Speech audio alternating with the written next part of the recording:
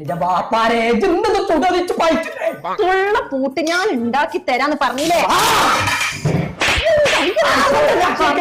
ഇങ്ങോട്ട് വരണ്ടാന്നേ.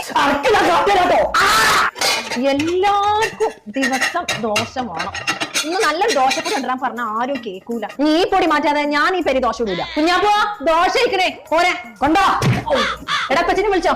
എടാ അത് ചൂടുണ്ട്.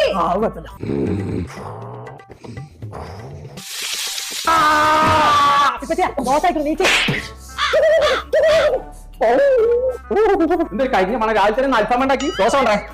ഇതാ തിന്നോളി. ഇന്നിപ്പോ എന്താ നൂൽപുട്ടുണ്ടാക്കി?